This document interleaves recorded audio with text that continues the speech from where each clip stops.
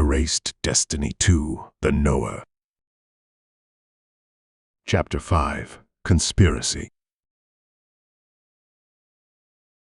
The hearing of witnesses and victims lasted all day because it seemed like all the residents of Bookworms had come to the court.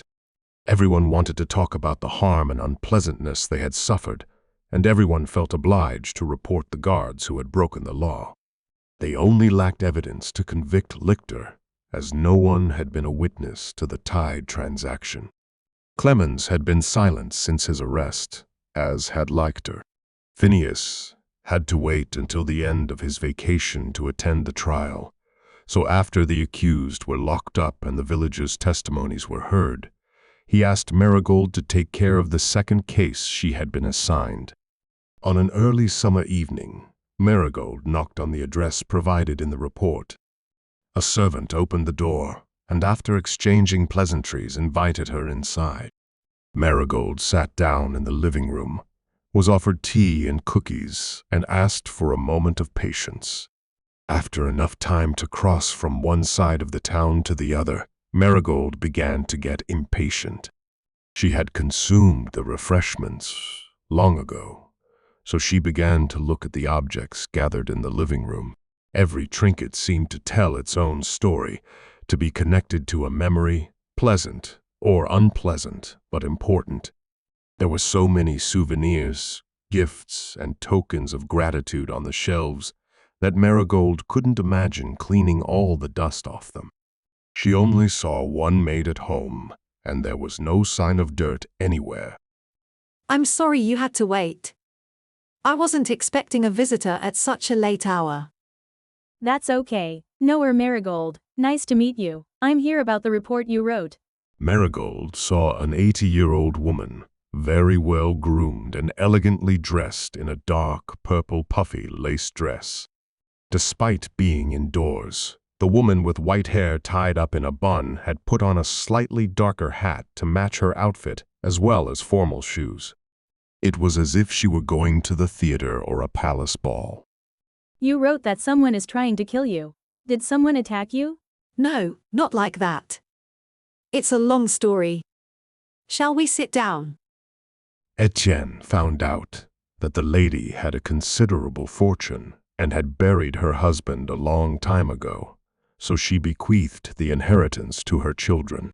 And since the children were keen to take over the estate, they tried to hasten their mother's departure from this world. Once a horse-drawn carriage almost ran her over.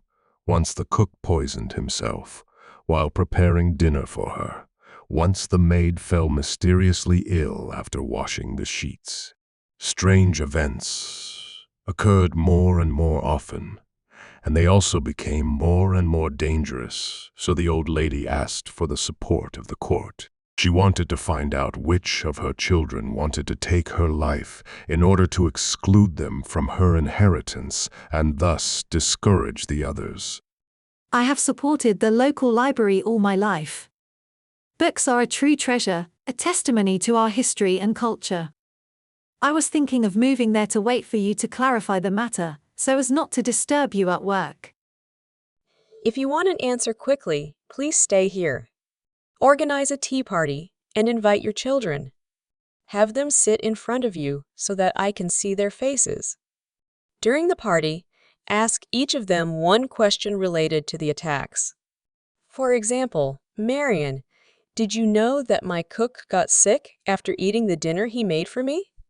Will that be enough?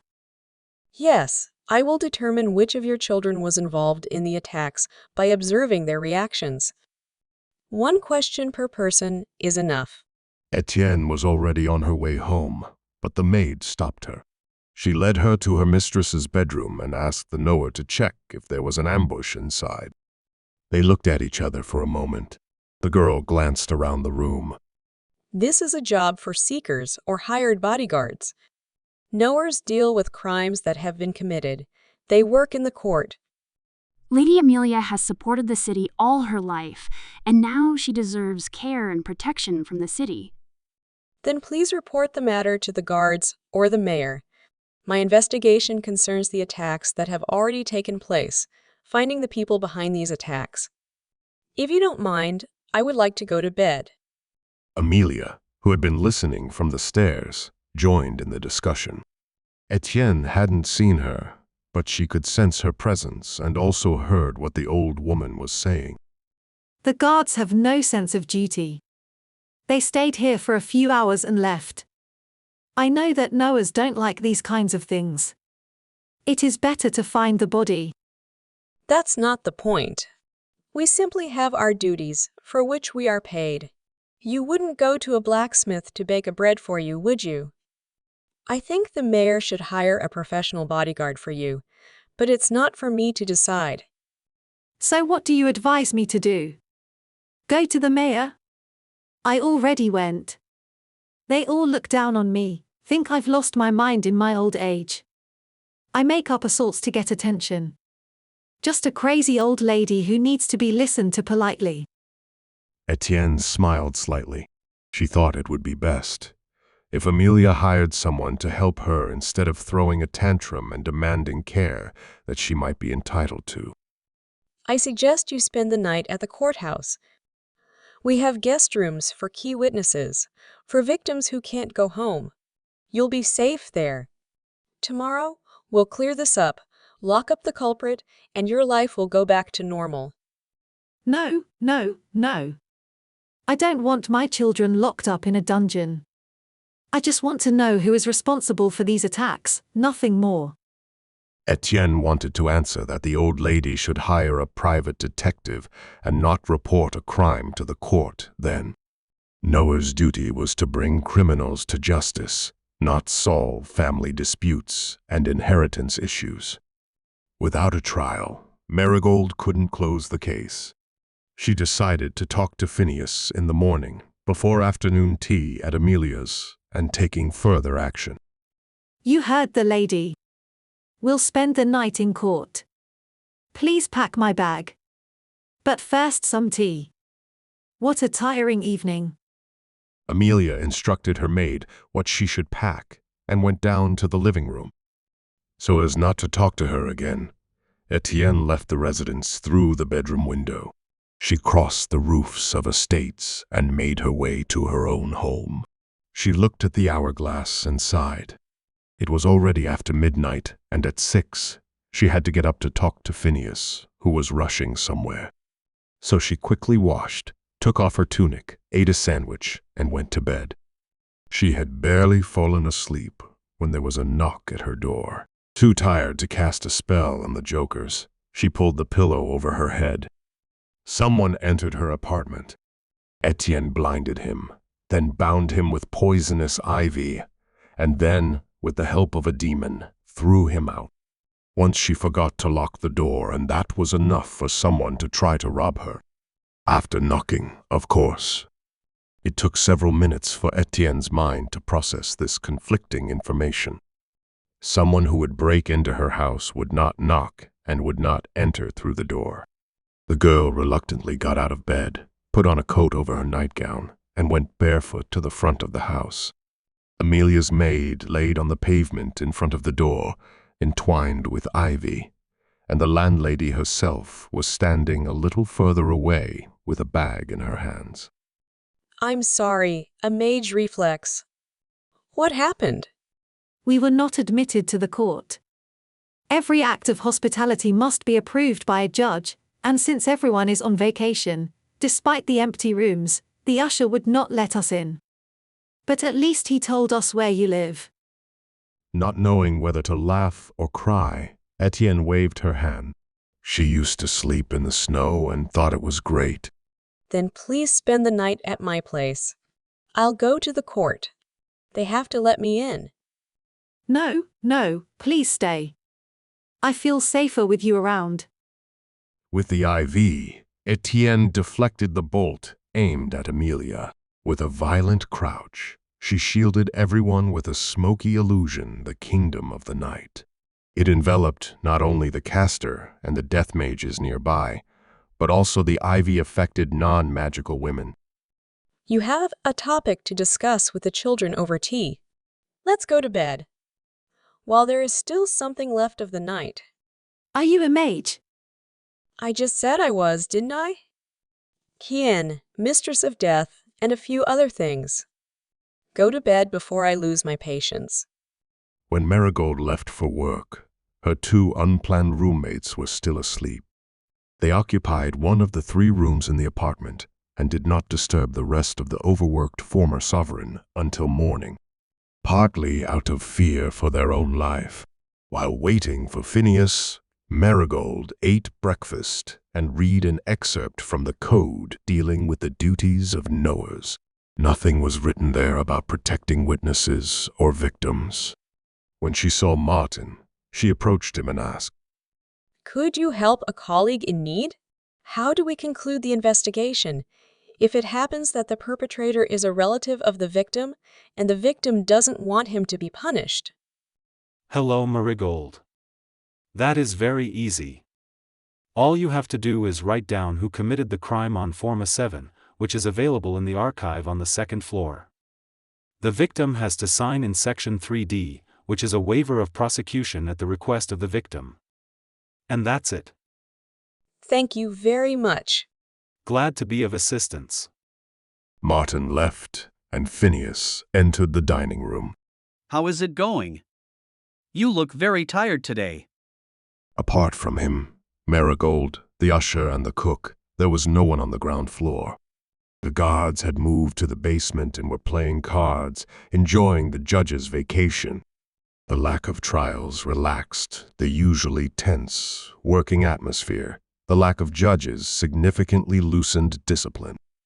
Could you please inform the usher that you allow Amelia to stay in the court until the investigation is over?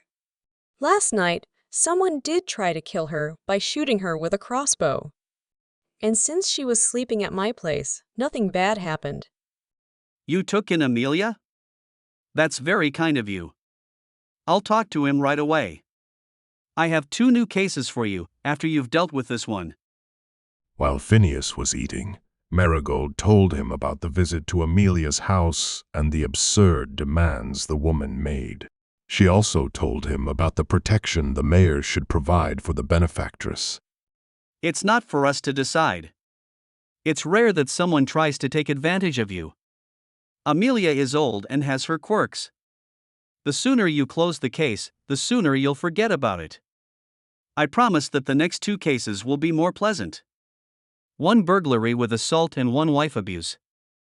As long as you don't make me look for missing people, every case is a good one. You know, even seekers are reluctant to take on these kinds of missions. Phineas nodded and smiled at Merigold. He didn't tell her that the next cases he had prepared for her were about missing person. Martin couldn't be assigned anything more, and no other knower was suitable for tracking. Phineas trusted that Merigold the mage would be able to handle this task as well. At the appointed time, Merigold arrived at Amelia's house. She found the owner dressed in a cream-colored dress and gloves, the servant busy serving desserts, and the maid armed with a baton. There were no more incidents, I hope. No. Thank you, lady. For saving my life. For your help. For the accommodation. During the conversation, I will stand behind you. Please do not get up suddenly so that we do not bump into each other. Shadow Wanderer.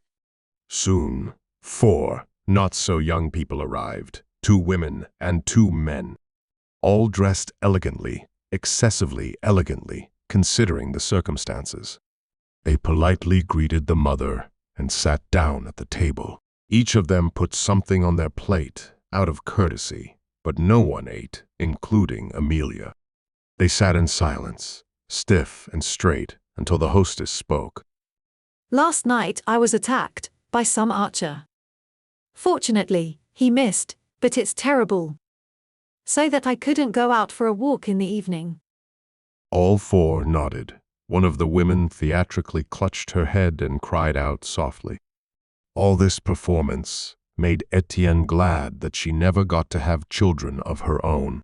She took care of the few angels that were born and raised the heirs to the throne, but she did not feel 100% responsible for raising the children that were not hers.